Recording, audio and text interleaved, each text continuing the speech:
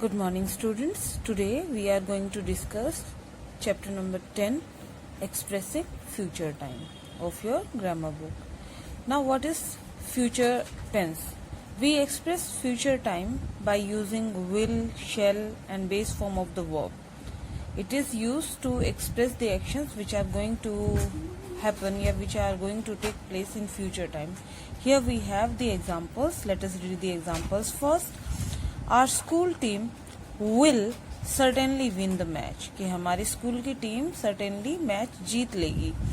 He will complete 60 years in a month's time. वो एक महीने के अंदर 60 years की लाइफ पूरी कर लेगा. वो 60 years का हो जाएगा.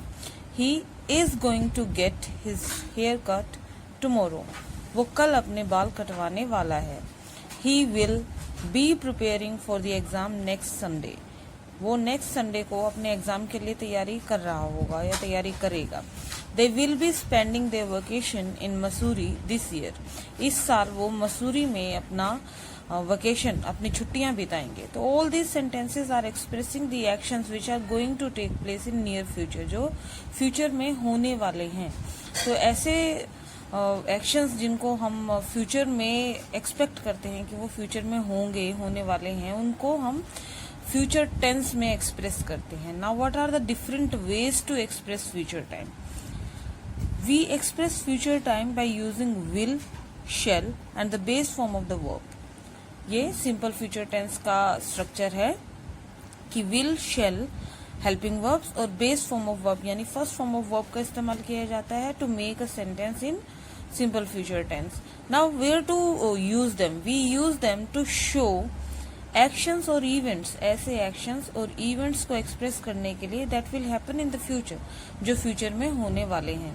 We also use will to make a prediction also. हम विल का यूज एक प्रेडिक्शन के लिए, एक संभावना के लिए भी करते हैं, जैसे हमने फर्स्ट सेंटेंस में किया कि हमारी स्कूल की टीम मैच जीत लेगी. Now where else do we use a future tense? We use the verb form to be, going to and a base form of verb to show some future action that was planned earlier.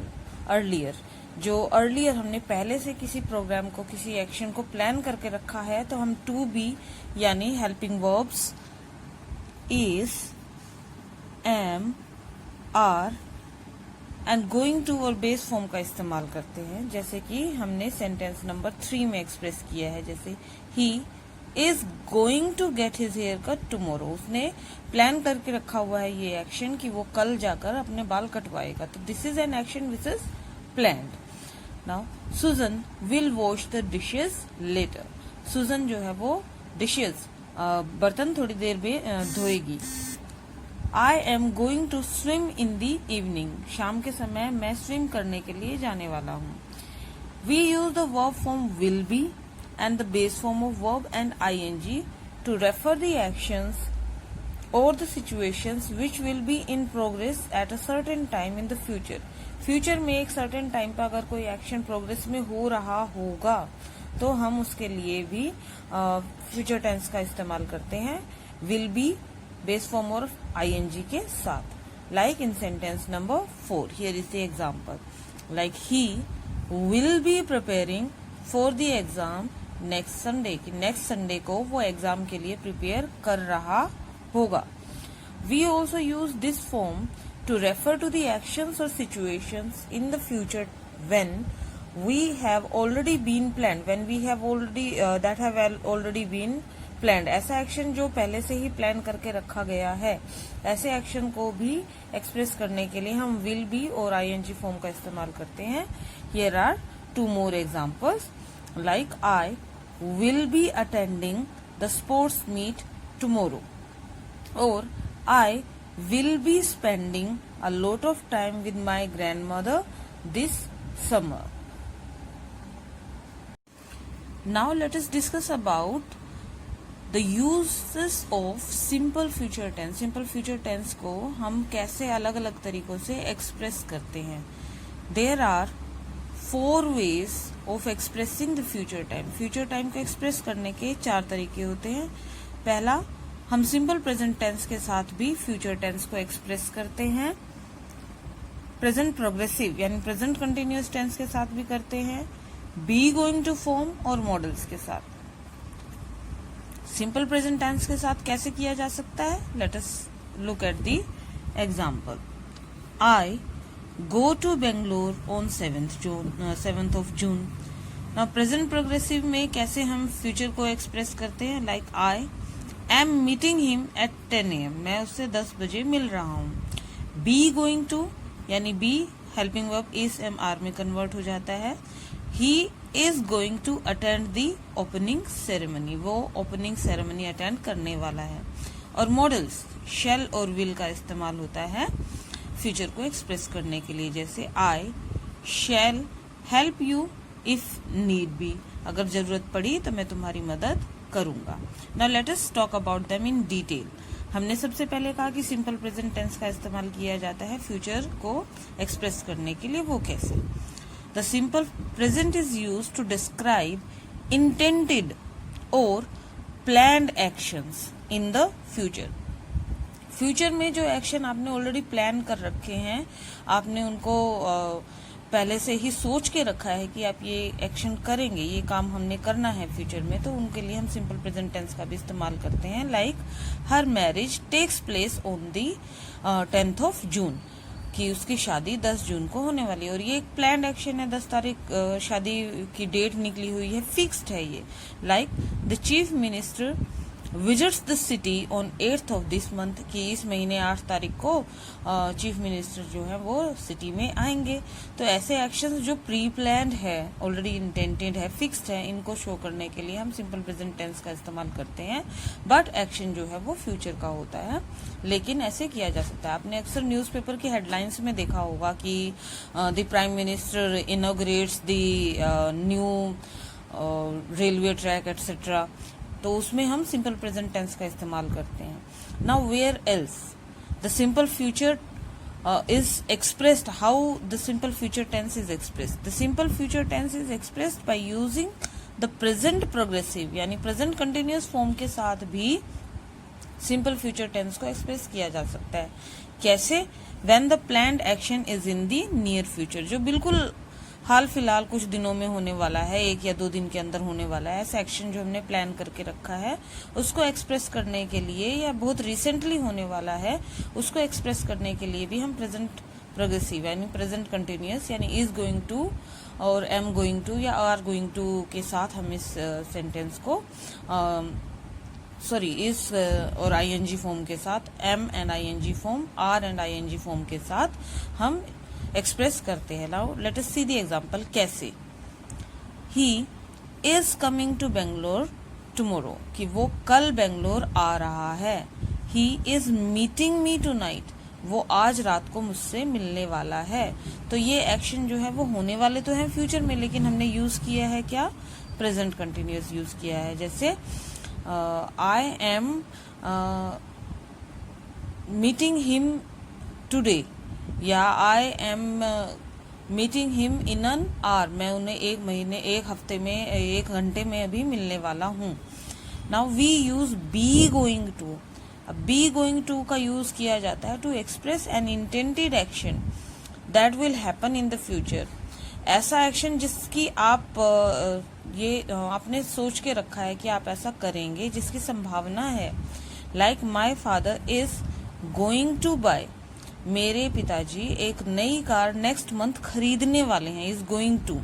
Like they are going to build a house in this town, वो इस शहर में एक नया घर बनाने वाले हैं।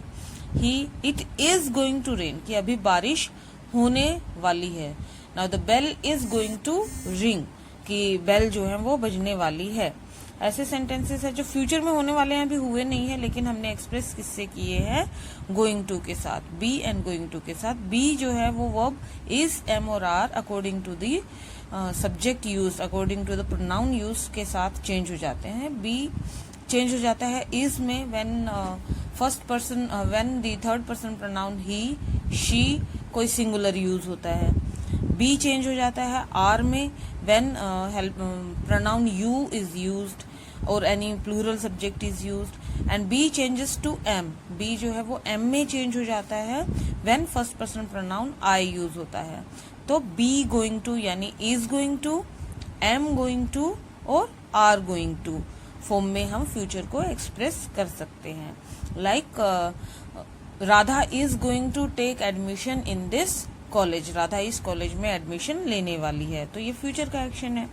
Now let us talk about the modal auxiliaries. Modal auxiliaries shall और विल का इस्तेमाल कैसे होता है। ये यूज की जाती हैं to describe future actions which are not necessarily planned, जिन्हें हमने प्लान नहीं किया है, जिनकी बहुत ज्यादा जरूरत नहीं है, और वो बस होने वाले हैं। Like I shall meet him next week, मैंने बहुत ज्यादा प्लानिंग नहीं की है, फिक्स नहीं है, but I shall meet him कि मैं उसे नेक्स्ट हफ्ते मिल लूंगा। He will come here in a day or two, वो यहाँ 1 या 2 दिन में आ जाएगा। Now will is used with the first person pronoun. Will जो है वो फर्स्ट पर्सन प्रोनाउन के साथ यूज होता है। किस लिए यूज होता है? To express willingness, promise and determination. Willingness यानी आपकी इच्छा, प्रोमिस यानी आपका वादा, और डिटर्मिनेशन यानी आपकी एक स्ट्रॉन्ग विल, दृढ़ निश्चय जब होता है तो आप विल का यूज करते हैं फर्स्ट पर्सन प्रोनाउन के साथ, अदरवाइज हम शैल का यूज करते हैं। Like I will help you as much I can, ये विलिंगनेस है कि मैं जितना मुझसे हो पाएगा मैं उतनी आपकी मदद करूंगा। I will give you a prize if you stand first, ये प्रोमिस है कि मैं तुम्हें एक प्राइज दूंगा अगर तुम फर्स्ट आ जाओगे। जैसे घर में पेरेंट्स अक्सर आपसे प्रॉमिस कर देते हैं कि if you want a new watch, अगर आपको नई वॉच चाहिए तो आपको फर्स्ट आना होगा, या आपको मार्क्स अच्छे लेके आने होंगे, या आपको अच्छी तरह से पढ़ाई करनी होगी, तो वो प्रॉमिस करते हैं। तो आई will give you a new toy car if you get good marks, तो ये प्रॉमिस है। I will punish him what ever may happen, ये डिटर्मिनेशन है कि कुछ भी हो जाए मैं तो उसको पनिश करूंगा ही, उसे पनिशमेंट मिलेगी ही, ये डिटर्मिनेशन है। तो विलिंगनेस, प्रॉमिस और डिटर्मिनेशन शो करने के लिए विल का इस्तेमाल होता है फर्स्ट पर्सन प्रोनाउन के साथ। Now where do we use shall. Shall का यूज होता है फ्यूचर टेंस में कब? With the second and third person pronouns, second और थर्ड पर्सन प्रोनाउंस के साथ। किस लिए? To express promise, threat, command, कोई वादा निभाने के लिए, थ्रेट यानी कोई धमकी, कोई कमांड यानी आदेश एक्सप्रेस करने के लिए यूज किया जाता है। कैसे? Let us take the example. You shall get a reward, तुम्हें एक इनाम मिलेगा, तो ये प्रॉमिस है। ही शैल नॉट गो अनपनिश्ड, ये थ्रेट है, धमकी है कि उसे पनिशमेंट मिलनी ही चाहिए, बिना पनिशमेंट के नहीं रहना चाहिए वो। दे शैल नॉट एंटर, ये कमांड है, आदेश है कि आपको उन्हें इस ऑफिस में बिना परमिशन के नहीं घुसना चाहिए, उन्हें अनुमति नहीं है। I assume students you might have understood this and it is going to be helpful to you to solve the exercises with this information.